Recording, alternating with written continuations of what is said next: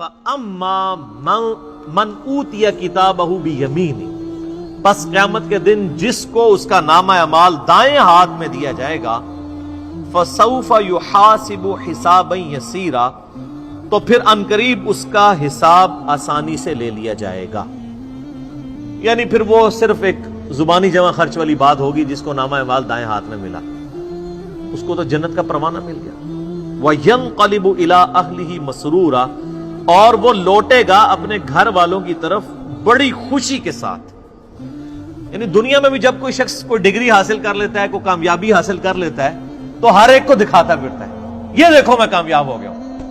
تو قیامت والے دن بھی ظاہر ہے کہ وہ الٹیمیٹلی سب سے بڑی ڈگری تو وہ ہے نا، اصل کامیاب ہوا ہے جو آخرت میں کامیاب ہوا. دنیا میں چاہے کوئی شخص گمنامی کی موت مر گیا کسی فٹ پاتھ کے کنارے، اس کو لاوارث لاش کے طور پہ بغیر کفن کے بھی دفنا دیا گیا، تو قبر میں اسے جنتی کفن مل جائے گا.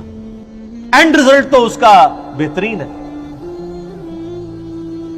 اور دنیا میں کسی ٹھاٹ کی زندگی کسی نے گزاری، مرنے کے بعد چاہے اس کی قبر جو ہے وہ سونے کی بھی بنا دی جائے، اس کے اندر جو اس پہ حالات وارد ہونے ہیں وہ تو کوئی نہیں بدل سکتا. تو وہ شخص بڑی خوشی کے ساتھ اپنے گھر والوں کی طرف لوٹے گا اور فخر سے بتائے گا، یہ دیکھو میں آج کے دن کے لیے تیاری کر رہا تھا، میں کامیاب ہو گیا. اسی کو سپورٹیو ایک 2-3 احادیث ہیں صحیح مسلم کے اندر. صحیح مسلم میں ایک حدیث ہے کہ نبی صلی اللہ علیہ وآلہ وسلم نے فرمایا کہ دنیا کی زندگی مؤمن کے لیے قید خانہ ہے اور کافر کے لیے جنت ہے. قید خانے میں انسان اپنی مرضی کی زندگی نہیں گزار سکتا، کھانے پینے کی پرابلم بھی رہتی ہے، فاقے بھی آتے ہیں، مرضی کا کھانا بھی نہیں ملتا. جن لوگوں نے جیل گزاری ذرا ان سے پوچھیں.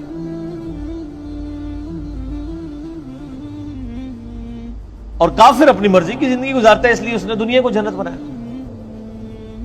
اور ایک اور حدیث ہے صحیح مسلم میں کہ دنیا اور آخرت کی مثال ایسے ہے جیسے کوئی شخص اپنی انگلی سمندر میں ڈبوئے، اس کے ساتھ جو پانی لگے گا وہ دنیا کی زندگی ہے، اور سمندر انفینٹ نہ ختم ہونے والی آخرت کی زندگی. کمپیرزن ہی کوئی نہیں ہے دونوں کا.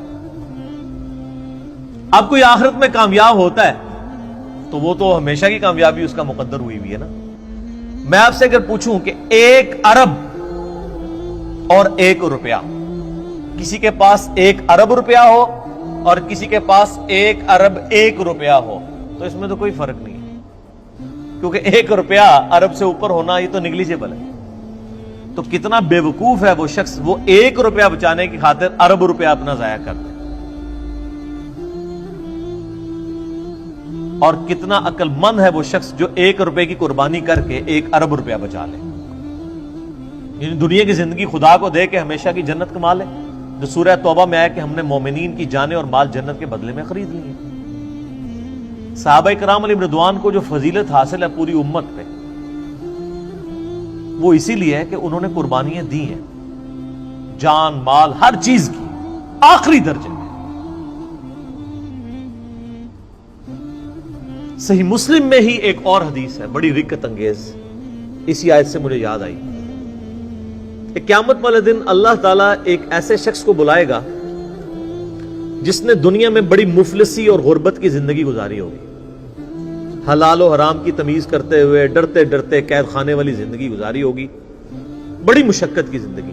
قیامت والے دن اللہ تعالیٰ فرشتوں کو کہے گا کہ میرے اس بندے کو ذرا جنت کا ایک پھیرا لگواؤ.